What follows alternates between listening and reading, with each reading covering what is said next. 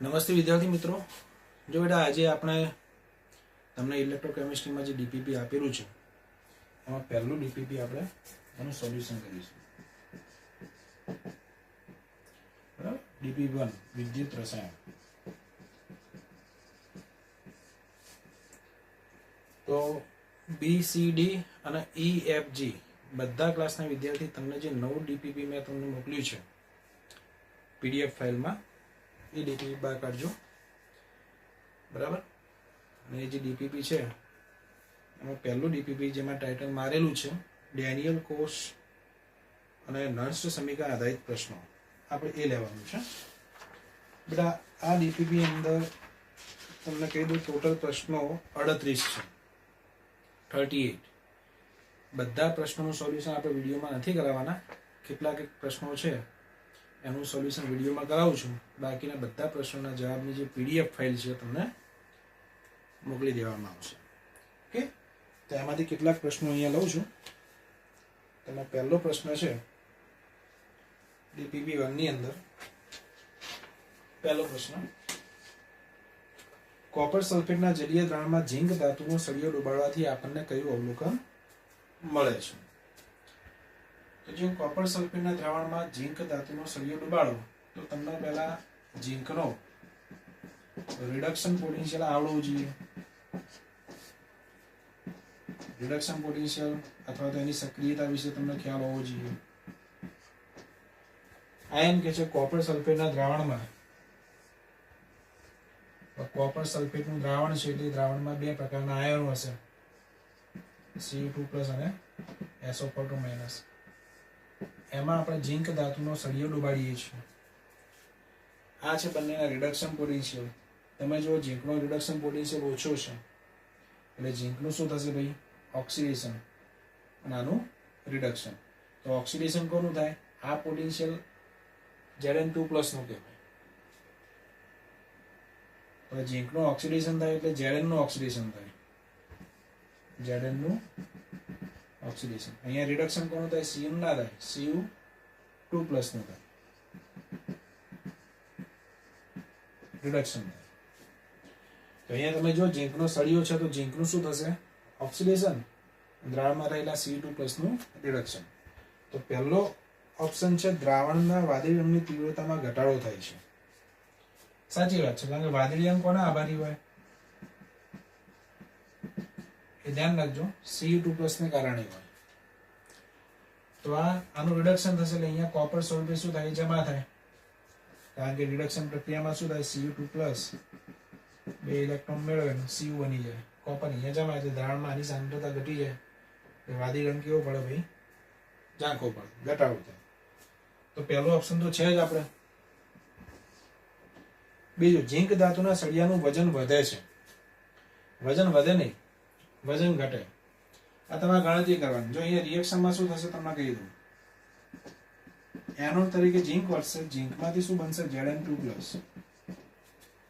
અને કેથોડ તરીકે દ્રાવણમાંનો Cu2+ એ બે ઇલેક્ટ્રોન મેળવે, Cu બનાવે. ટોટલ પ્રક્રિયામાં લખ્યું હોય તો આ રીતે Zn + Cu2+, Zn2+ + Cu. આ ટોટલ પ્રક્રિયા થઈ. આ પ્રક્રિયા પ્રમાણે 1 મોલ ઝીંક દ્રાવણમાં ઓગળે ત્યારે તમે જો 1 મોલ ઝીંક ઓગળે, Zn માંથી શું બને? Zn2+. તો સામે 1 મોલ કોપર સળિયા ઉપર જમા થાય ત્યારે 1 મોલ Cu સળિયા પર જમા થાય. તો 1 મોલ ઝીંકનું દળ તમને આવડવું જોઈએ 65 ગ્રામ આવે.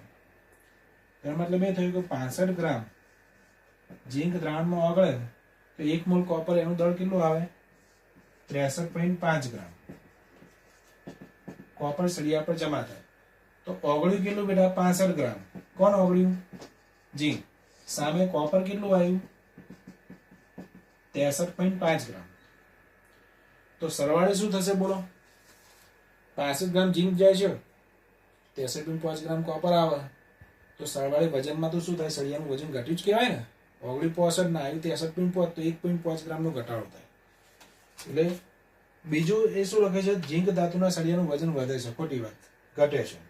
ત્રીજું, દ્રાવણની વાદી રંગની તીવ્રતામાં વધારો થાય, એ પણ ખોટું, કારણ કે કોપર તો અહીંયા આવે અને આપેલ પૈકી એક પણ નહીં, પણ ખોટું છે. એટલે આપણો અહીંયા આન્સર કયો આવશે ભાઈ? 1 આવશે.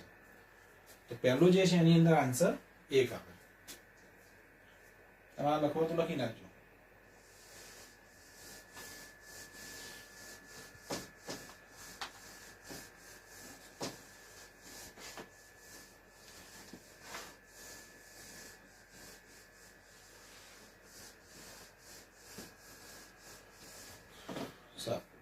એના પછી નંબર 2, કોપર સલ્ફેટના જલીય દ્રાવણમાં ઝીંક ધાતુનું સળિયું ડુબાડવાથી કયું અવલોકન મળે છે? એનું એ જ છે, હમણાં ચલાવ્યું આપણે. તો દ્રાવણના વાદી રંગની તીવ્રતામાં ઘટાડો થાય છે, પહેલું વિધાન આવે. ઝીંક ધાતુના સળિયાનું વજન વધે, એ ખોટું. ત્રીજું, દ્રાવણમાં સલ્ફેટ આયનની સાંદ્રતામાં વધારો થાય, એ પણ ખોટું. દ્રાવણમાં સલ્ફેટ આયનની સાંદ્રતા, સલ્ફેટ આયન તો પ્રેક્ષક આયન છે, એ તો કોઈ ભાગ ભજવશે નહીં. આગળ તમે જોયું એ પ્રમાણે. તો આમાં આન્સર આપણો કયો આવશે? પહેલો આવશે.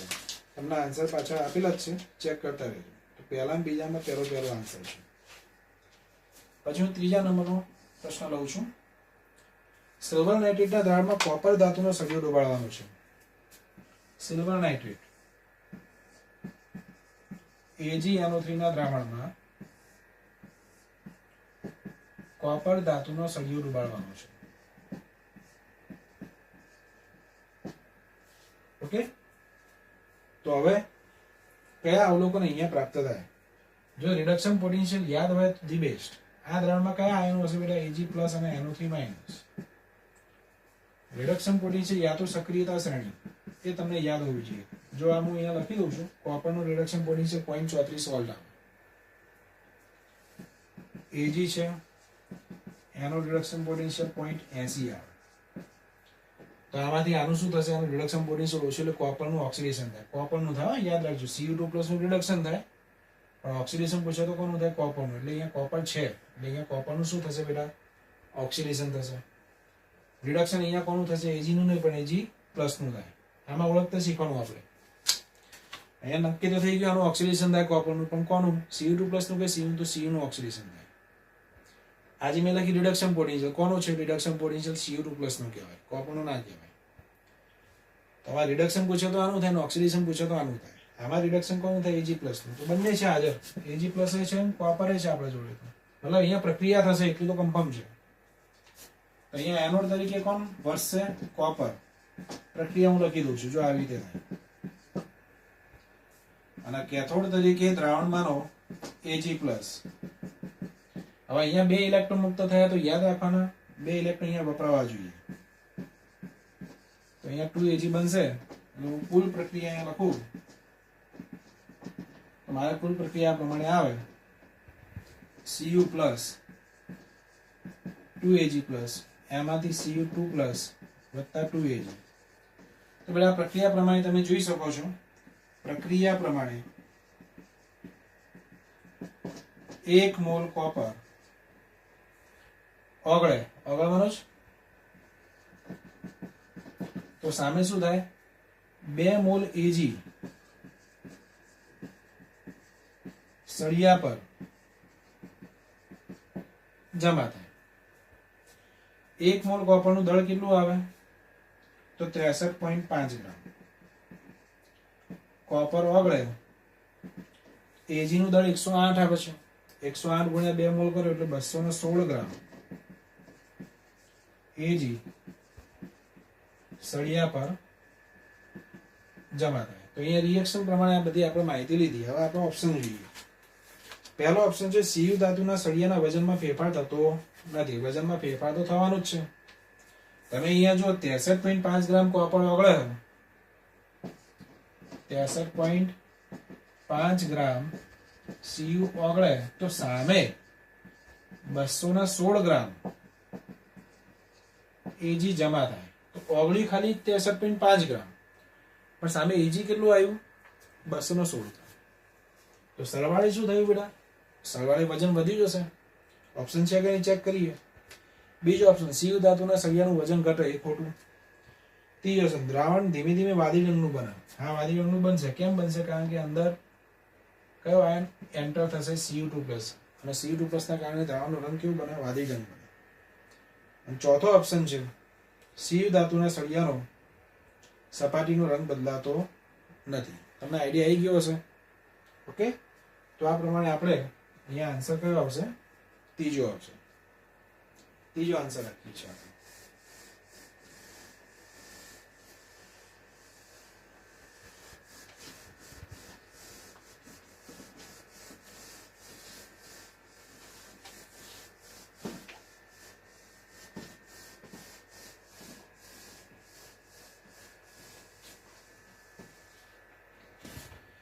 પછી જો હું ડાયરેક્ટ લઉં છું હવે સોરી એમાં ચોથા નંબરનું સારું છે એક એક્ઝામ્પલ ચોથા નંબરનું આપણે લઈ લઈએ છીએ બેટા નંબર 4 ખૂબ જ સરસ એક્ઝામ્પલ છે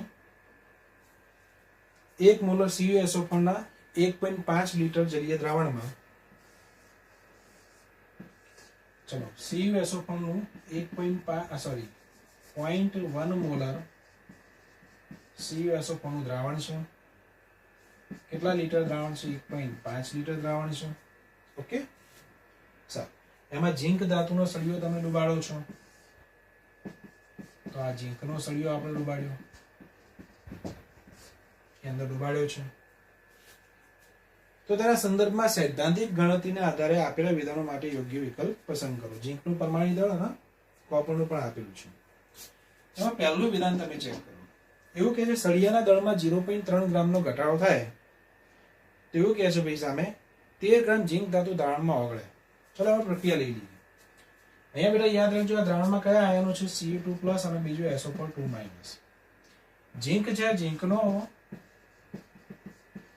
હું રિડક્શન પોટેન્શિયલ લખી દઉં આટલો આવે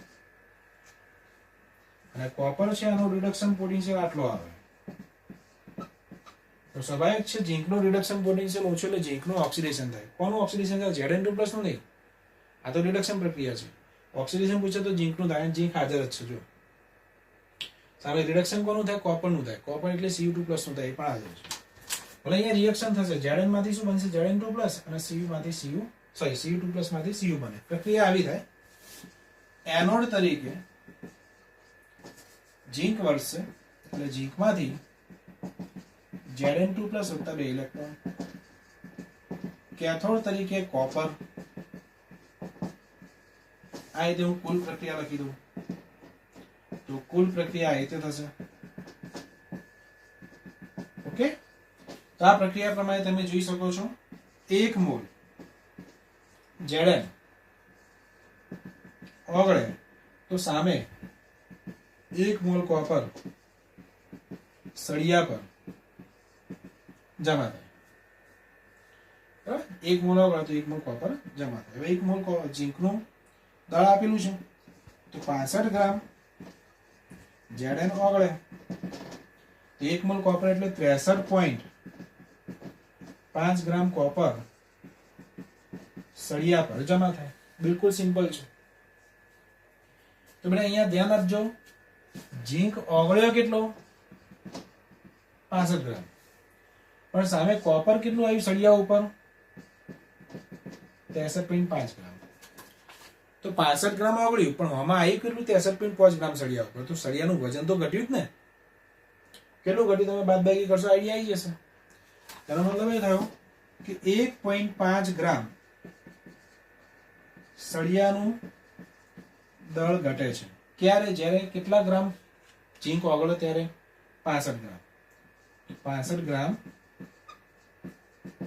ઝીંક ઓગળે તો 65 ગ્રામ ઝીંક જ્યારે ઓગળે એટલે સળિયાના દળમાં કેટલો ઘટાડો થાય છે 1.5 ગ્રામ મેં ઊંધું વિધાન લખ્યું તો 1.5 ગ્રામ સળિયાનું દળ ઘટે એટલે 65 ગ્રામ સ્પષ્ટ દેખાય ઝીંક ઓગળ્યું કહેવાય તો પહેલા વિધાનમાં એને શું કીધું છે એ ત્રિરાશિ આપણે હું ગણી દઉં therefore 0.3 ગ્રામ સળિયાનું દળ ઘટે તો કેટલો ઝીંક ઓગળે એ આપણે ગણીએ તો આપણે ત્રિરાશિ વાપરીએ 0.3 ગુણ્યા 65 ભાગ્યા 1.5 અહીંયા 5 ભાગ ચાલે ને અહીંયા 13 આવે મતલબ 13 ગ્રામ ઝીંક ઓગળે તો 1.5 ગ્રામ સળિયાનું દળ ઘટે એ વખતે 65 ગ્રામ ઝીંક ઓગળ્યો તો 0.3 ગ્રામ સળિયાનું દળ ઘટે તો કેટલા ગ્રામ ઝીંક ઓગળ્યો હશે 13 ગ્રામ એટલે પહેલું વિધાન કેવું બેટા સાચું છે પહેલું વિધાન જે છે તમને આપેલું ટી આવશે.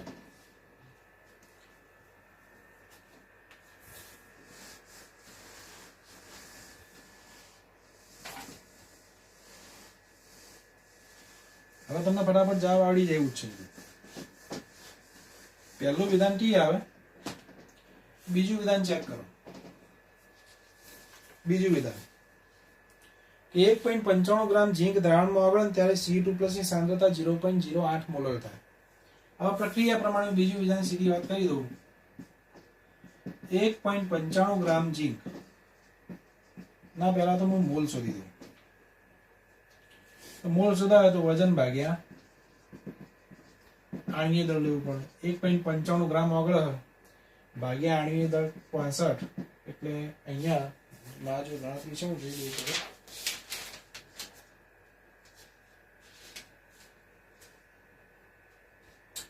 0.03 મોલ ઝીંક ઓગળે છે. બરાબર, 1.95 ગ્રામ. એટલે પ્રક્રિયામાં હમણાં આપણે આગળ બતાવ્યું, જે 1 મોલ ઝીંક ઓગળે તો 1 મોલ કોપર જમા થાય. મતલબ જેટલું ઝીંક ઓગળે એટલું કોપર જમા થાય. તો અહીંયા કેટલું ઝીંક ઓગળે તો બતાવ્યું છે 0.03 મોલ. તો આવું વિધાન લખી શકાય 0.03 મોલ ઝીંક ઓગળે તો 0.03 મોલ Cu શું થાય બેટા? જમા થાય. એટલે આટલો Cu દ્રાવણમાંથી ઓછો થાય. સળિયા પર જમા થાય ને આટલો.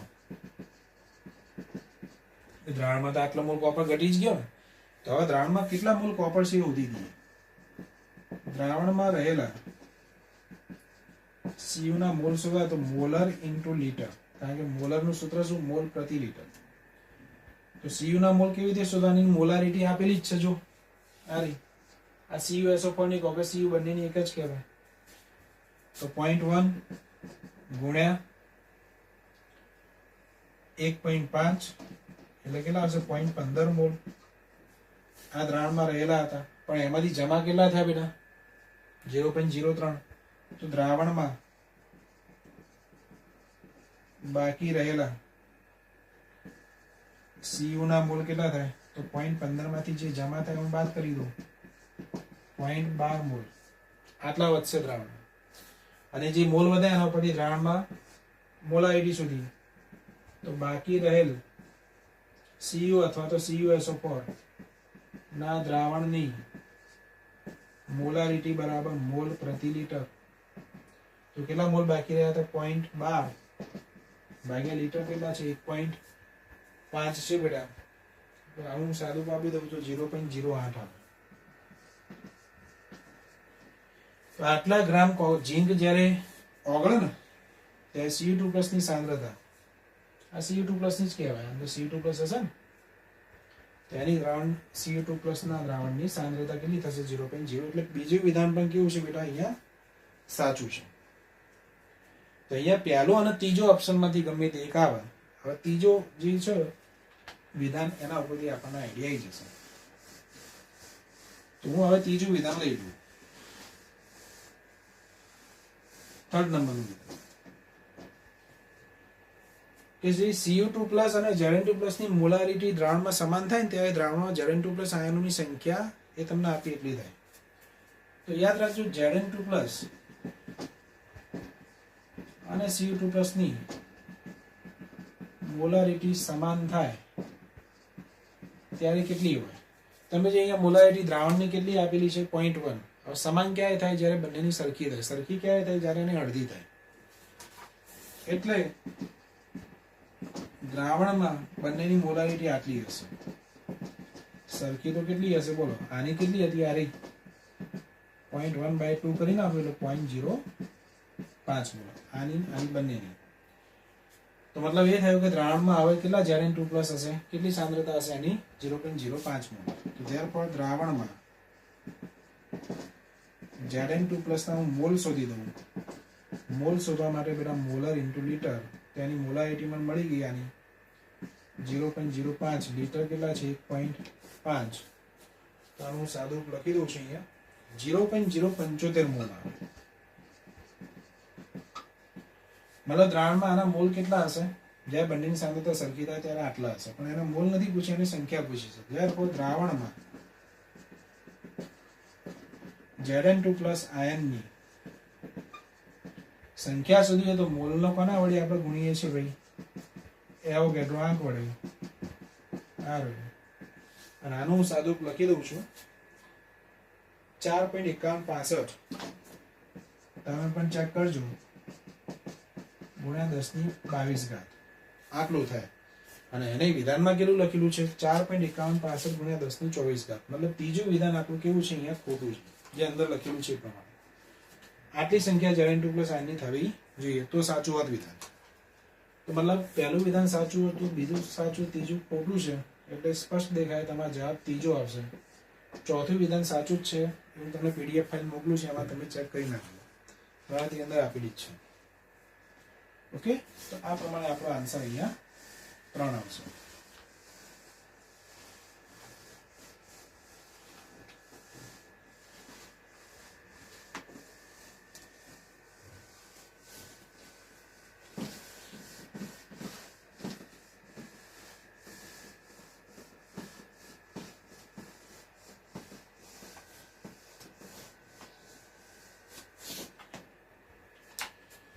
ચલો એના પછી આ તો આપણે ચોથા નંબરનું. પાંચમું છે એ તમને આવડે એવું જ છે બેટા. છઠ્ઠો નંબર લઈએ આપણે. એક આકૃતિ છે છઠ્ઠા નંબરનું. તમને એક આકૃતિ આપેલી છે, બરાબર ધ્યાનથી આકૃતિ ચેક કરો તમે. એક પાત્ર હશે, ગણતરી છે આપણે, એમાં સ્પષ્ટ લખેલું છે 5 લીટર 2.0 મોલ એટલે 2 મોલ કયું દ્રાવણ છે? AgNO3. અને એની અંદર જે એલ્યુમિનિયમ છે એ એલ્યુમિનિયમ ધાતુનો સળિયો અહીંયા ડુબાડેલો છે એ પ્રમાણે છે, બરાબર.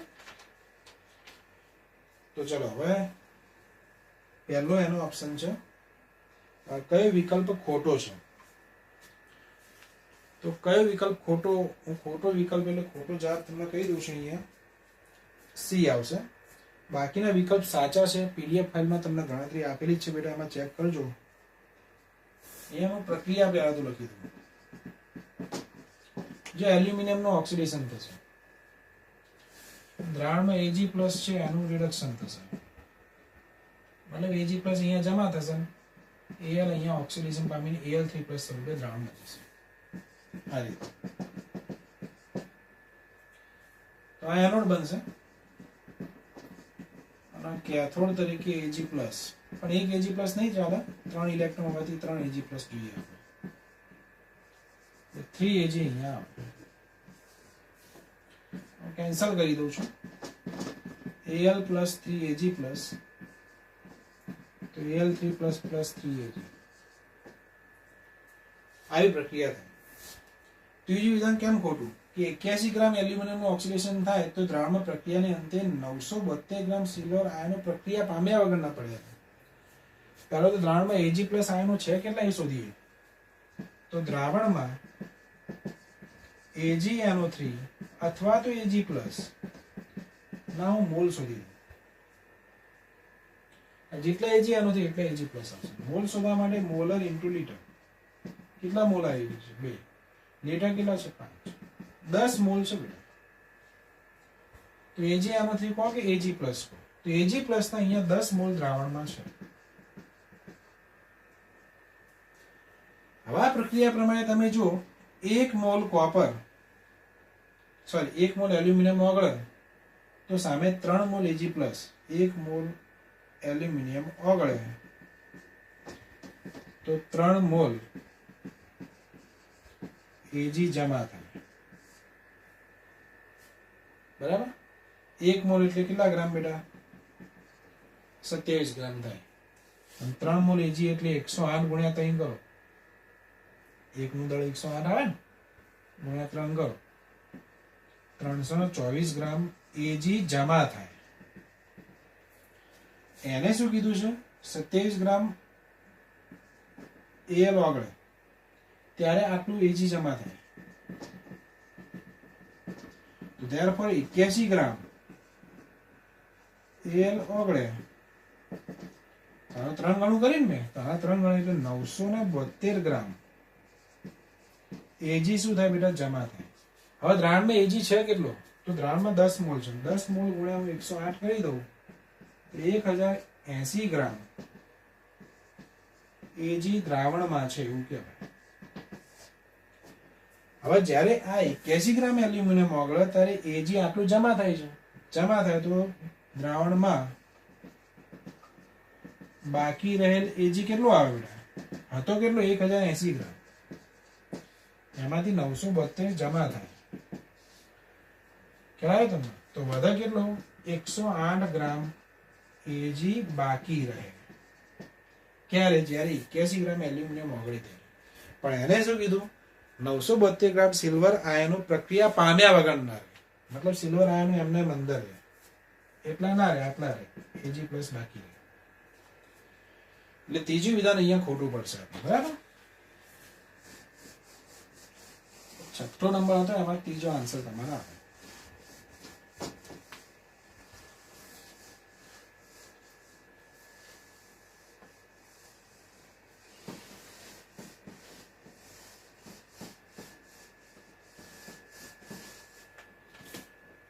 એના પછી હવે આપણે છઠ્ઠો પછી બેટા 10મા નંબરનો એક્ઝામ્પલ કાઢો તમે બાદ. 10મો નંબર.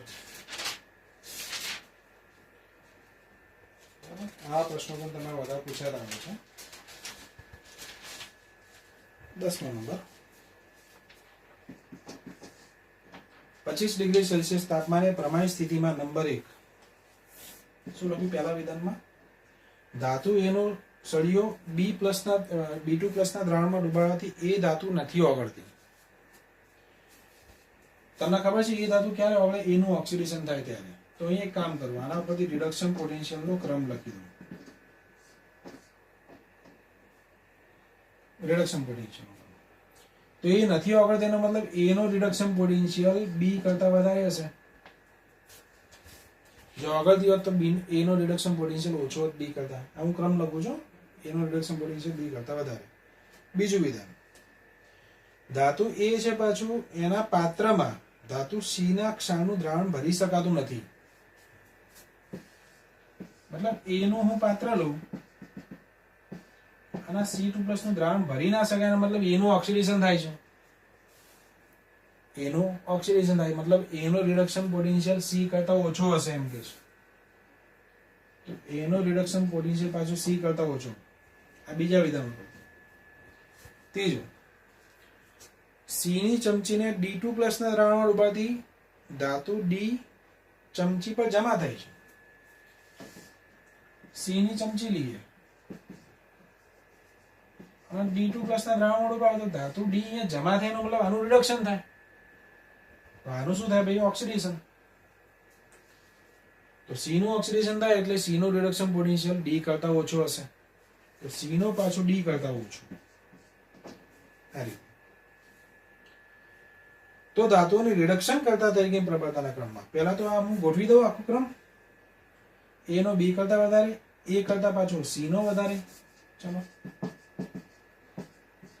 C કરતા D નો વધારે.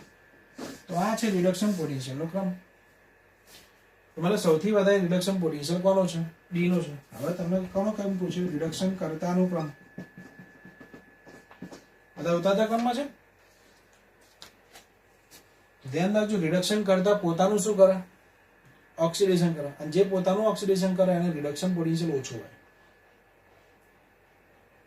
આ જે તમને આન્સર આપેલા છે એમાં આ આન્સર આવશે. કારણ કે જો B નો રિડક્શન પોટેન્શિયલ ઓછો, જેનો રિડક્શન પોટેન્શિયલ ઓછો હોય એનું શું થાય? હંમેશા ઓક્સિડેશન આવે. પ્રબળ રીતે પોતાનું શું કરશે? ઓક્સિડેશન. તો બીજાનું શું કરે? પ્રબળ રીતે રિડક્શન. એટલે આ પ્રબળ રિડક્શન કરતા કહેવાય. એટલે આ પ્રમાણે આપણો આન્સર એ આવશે BACD. ચોથો આન્સર હોવો જોઈએ.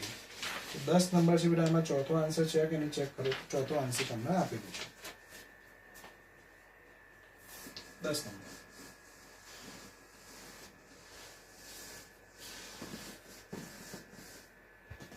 ચલો એના પછી આપણે લઈએ 15 નંબરનો પ્રશ્ન. 15.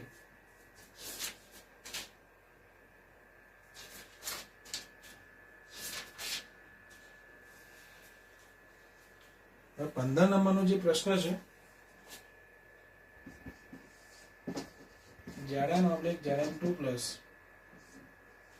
Zn2 પ્લસ ની તમને સાંદ્રતા આપી 0.005 મોલર, પછી Ag પ્લસ 0.04 મોલર Ag. આ કોષ માટે n ના મૂલ્યોને અનુરૂપ q ના મૂલ્ય માટે કયો વિકલ્પ યોગ્ય છે? પહેલા તો પ્રક્રિયા લખી નાખવાની. જો આ પ્રશ્ન આવે એનોડ તરીકે ઝીંક હશે એટલે આવું થાય. કેથોડ તરીકે Ag પ્લસ, તો એક Ag પ્લસ ના ચાલે, 2 ઇલેક્ટ્રોન છૂટા પડે એટલે 2 Ag પ્લસ આવે. કુલ પ્રક્રિયા હું લખી દઉં, આ કેન્સલ કરું છું.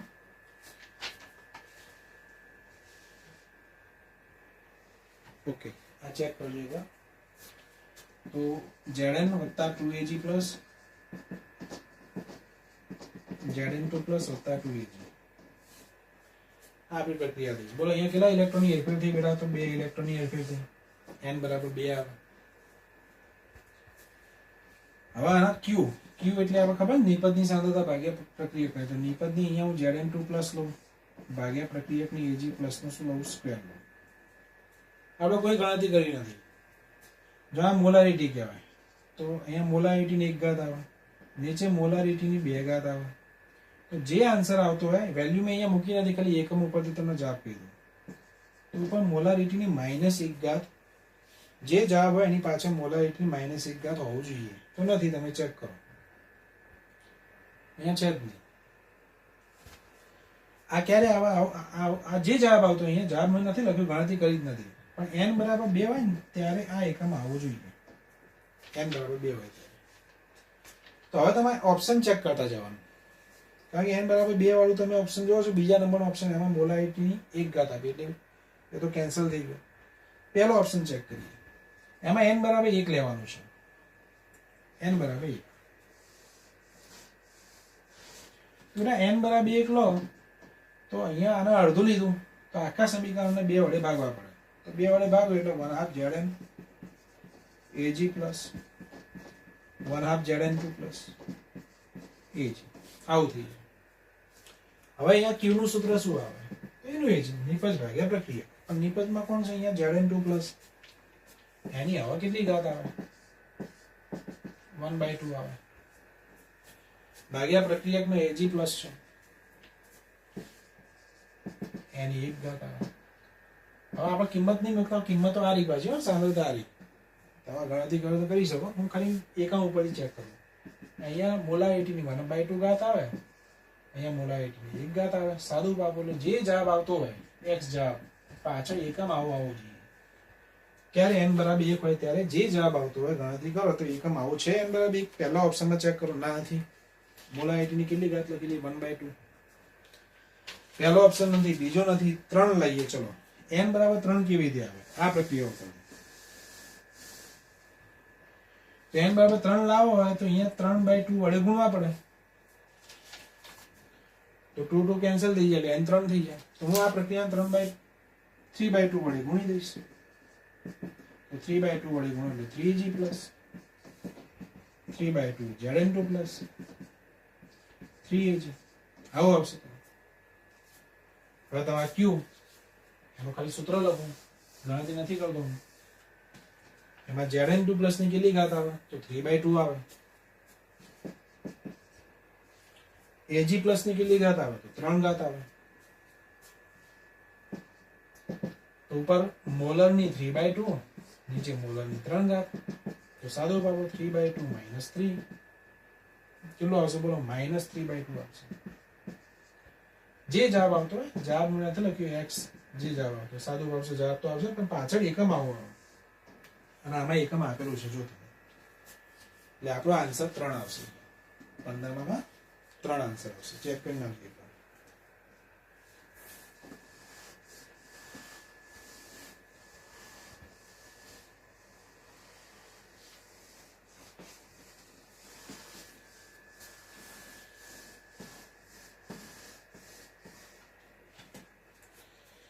ચલો 15 પછી આપણે 19 નંબરનો એક્ઝામ્પલ લઈએ.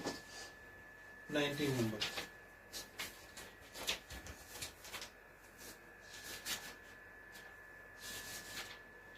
તો જે 19 નંબરનો એક્ઝામ્પલ છે કે ગણકામ આ પ્રમાણે છે. Mg/Mg2+ એની સાંદ્રતા C1 double oblique Fe2+ 0.5 molar Fe. કોષમાં નિયત તાપમાને બંને દ્રાવણોની સાંદ્રતામાં સમાન 0.1 મોલરનો ઘટાડો કરતા કોષ પોટેન્શિયલ વધે છે. તો C1 નું મૂલ્ય આપેલા મૂલ્યોમાંથી કયું હોઈ શકે? બરાબર, એ આપણે અહીંયા ચેક કરીએ. તો પહેલા હું પ્રક્રિયા લખી દઉં. એનોડ ઉપર Mg નું ઓક્સિડેશન થાય.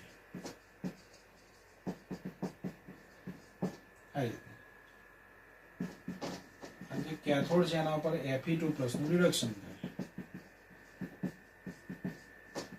ઓકે, કેન્સલ કરી નાખું છું. Mg + Fe2+ Mg2+ + Fe. આવું આપણને મળે. હવે અહીંયા અને કોષ પોટેન્શિયલમાં શું ફેરફાર થાય એ લખી દીધેલું છે. કોષ પોટેન્શિયલ E સેલની વાત કરે. E naught cell -0.059 / n log Q. એને શું કીધું બેટા? આ વધે તો લખી દીધેલું છે. આ તો હંમેશા અચળ હોય.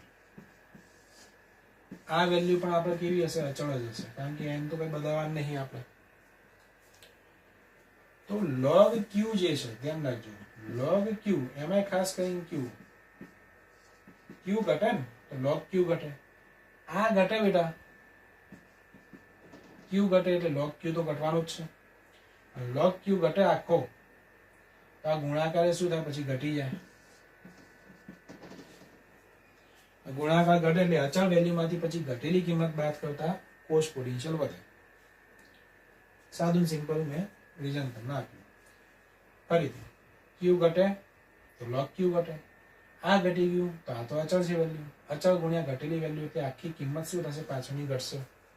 અને એ કિંમત આ તો અચળ જ હોય. અચળ વેલ્યુમાંથી ઘટેલી કિંમત બાદ કરો, કારણ કે હવે ઘટી ને પહેલા કરતા ઘટી જાય તો પછી એ સેલ વધે. તો ટૂંકમાં એમાં કીધું છે ભાઈ C1 કેટલો હોય? C1 કોની સાંદ્રતા છે? Mg ની છે. તો ચેક કરીએ. Q ઉપરથી ખબર પડી જાય. Q જ્યારે ઘટે ત્યારે ખબર પડી જાય કઈ કિંમત આવતી હશે. Q એટલે શું? Mg2+ ની સાંદ્રતા ભાગ્યા Fe2+. આ C1 છે ભાગ્યા 0.5 છે. બંને દ્રાવણોની સાંદ્રતામાં 0.1 નો ઘટાડો કરવાનો છે. હવે C1 હું મૂકું, સપોઝ કે C1 લઉં 0.7 લઉં. ઓપ્શન ચેક કરતા રહીએ. પહેલો ઓપ્શન 0.7 ભાગ્યા 5. 0.7 ભાગ્યા 5 એટલે 7 ભાગ્યા 5 થાય એટલે 1.4 થાય. હવે બંનેમાં 0.1 નો ઘટાડો કરો એટલે ઉપર 0.1 ઘટાડ્યું કીધું એને, 0.6. નીચે 0.1 ઘટાડો કરો 0.4 થાય. 6 ભાગ્યા 4 એટલે 1.5 થાય. મતલબ હું પહેલો ઓપ્શન લઉં ત્યારે ગુણોત્તર આટલો મળે છે.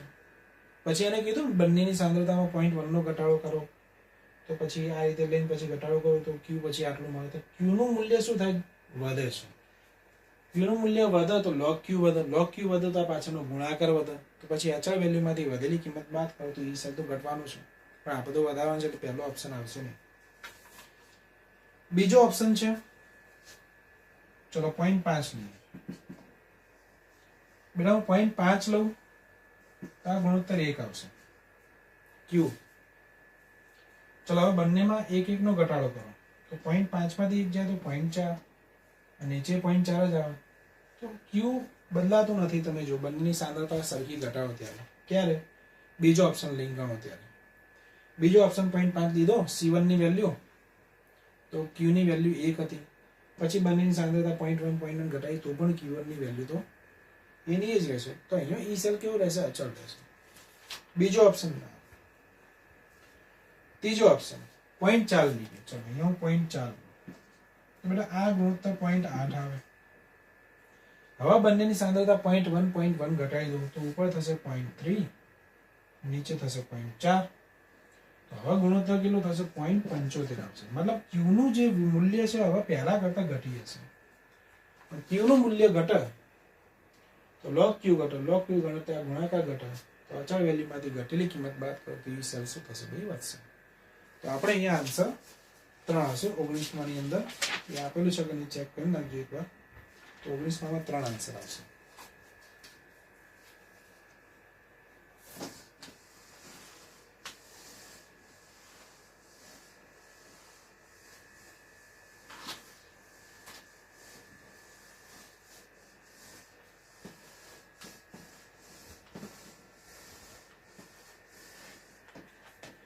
ચલો બેટા 19 પછી હું લઉં છું 22 નંબરનો પ્રશ્ન.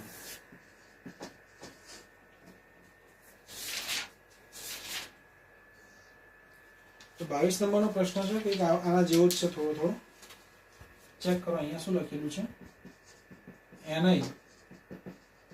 Ni2+ જેની સાંદ્રતા 0.001 મોલર ડબલ ઓબ્લિક Ag+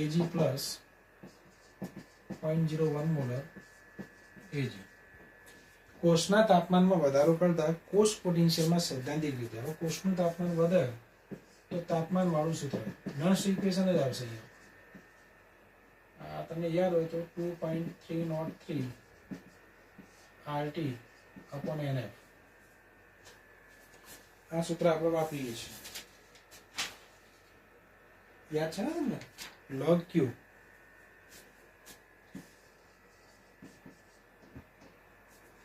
જો આ તો અચળ હશે બેટા. અહીંયા કોષના તાપમાનમાં શું કરવાનું છે? આ કયો નંબર? 22 નંબર છે ને. વધારો કરવાનો છે, ટેમ્પરેચર વધારવાનું છે. ટેમ્પરેચર ખાલી વધારવાનું છે. આ બધું અચળ હશે. પણ એમાં Q ની વેલ્યુ કેટલી હશે એના ઉપર છે પાછું. Q તમારે શોધવાનું. Q તો નિપજ ભાગ્યા પ્રક્રિયા. હવે નિપજ ભાગ્યા પ્રક્રિયા પ્રક્રિયા લખી દો પહેલા તો એનોડ ઉપર નિકલનું ઓક્સિડેશન થાય આ રીતે. કેથોડ ઉપર 2Ag+ લઈશું.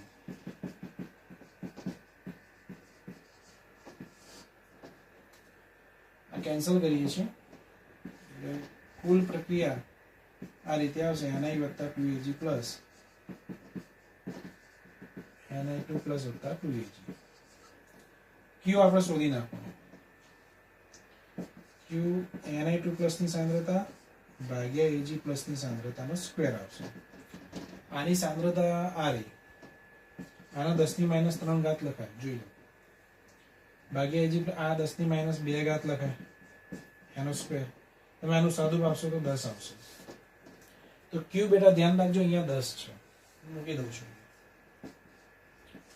Q 10 એટલે એની વેલ્યુ 1 કહેવાય. તો જો અહીંયા 1 વેલ્યુ થઈ જાય.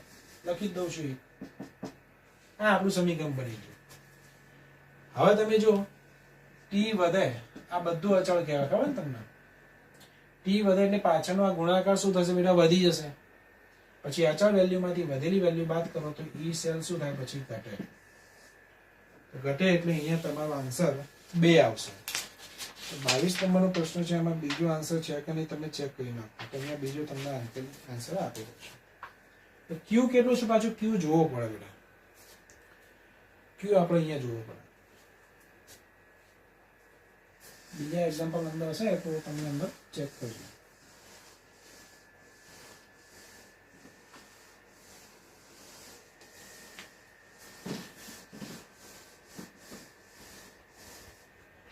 ચલો 22 નંબર પછી 30 નંબર લઈએ આપણે.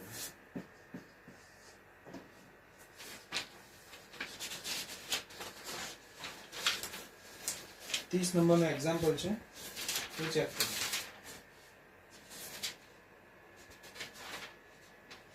ઓકે, તમને એક પ્રક્રિયા આપેલી છે. કૌંસમાં H2O લિક્વિડ લખેલું છે, ધ્યાન રાખજો લિક્વિડ છે.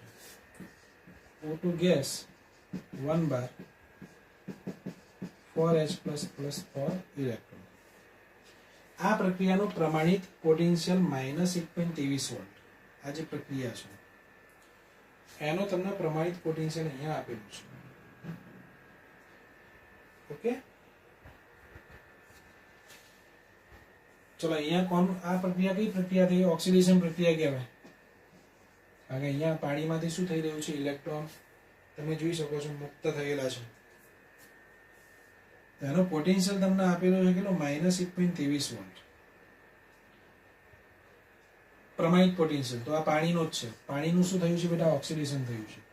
એટલે આ અહીંયા આપણે આવું આપેલું છે, E naught oxi of H2O -1.23 volt પાણીનો ઓક્સિડેશન પોટેન્શિયલ પ્રમાણિત વેલ્યુ છે. એટલે તો H+ ની સાંદ્રતા 10⁻⁷ મોલર હોય તો આ પ્રક્રિયાનું પોટેન્શિયલ કેટલું થાય? હવે આ પ્રક્રિયા કઈ પ્રક્રિયા છે બેટા? ઓક્સિડેશન પ્રક્રિયા છે.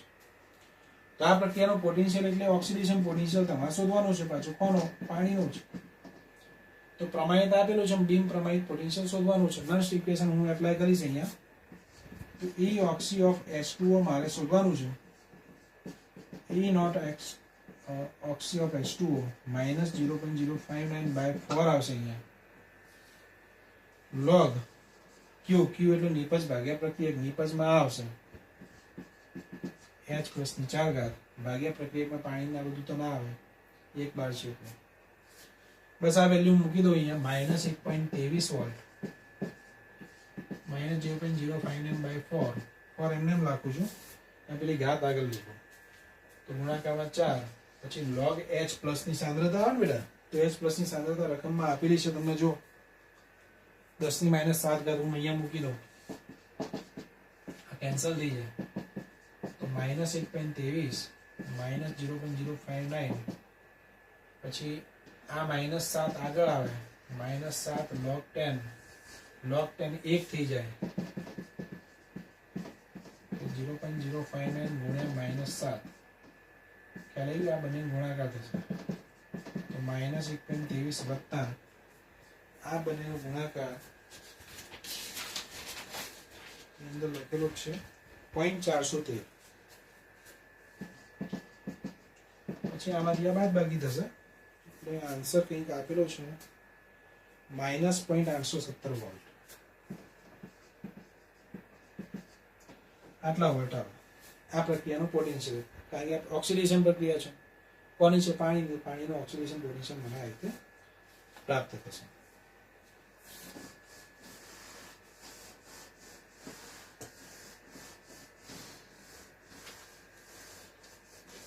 ચલો 30 પછી હું 33 નંબર લઉં છું. 33 નંબર 25 ડિગ્રી સેલ્સિયસ તાપમાને એક વિદ્યુત રાસાયણિક કોષનો પ્રમાણિત પોટેન્શિયલ 3.16 વોલ્ટ. સંતુલન અચળાંકનું મૂલ્ય તમને આપેલું છે. તો કોષમાં થતી પ્રક્રિયા માટે તમારે n ગણવાનું છે. તો અહીંયા સંતુલન હોવાથી આપણે તમારા થિયરી ચલાવ્યું છે. E સેલ કેટલો આવશે? 0 વોલ્ટ. ડાયરેક્ટ અહીંયા E નોટ સેલનું સૂત્ર લખી શકાય 0.059/n log Kc. એમાં E નોટ સેલ તમને આપેલું છે કેટલો છે? જોઈ લો અંદર 3.16 વોલ્ટ. n તમારે શોધવાનું છે log Kc એ કંઈક આપેલું છે 1.727 ગુણ્યા 10⁻²14. n ને હું કરતા બનાવું 0.059/3.16 log 1.727 ગુણ્યા 10⁻²14. તો આનું બેટા અંદર સાદું આપેલું છે, હું લખી દઉં છું અહીંયા 0.059/3.16 ગુણ્યા આ ઘાત છે લઈ લેવાની આગળ એટલે 214 કંઈક સમથિંગ સાદું છે 2373 નાખો ગુણાકાર એ એપ્રોક્સિમેટલી = 4 આવશે. એટલે n બરાબર અહીંયા કેટલો આવે બેટા?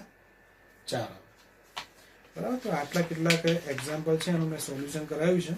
એના સિવાય બાકીના બધાનું સોલ્યુશન આપણે PDF ફાઇલમાં તમને મોકલી દઈએ છીએ. તો આપણું પહેલું DPP અહીંયા આપણે પૂરું કરીએ છીએ.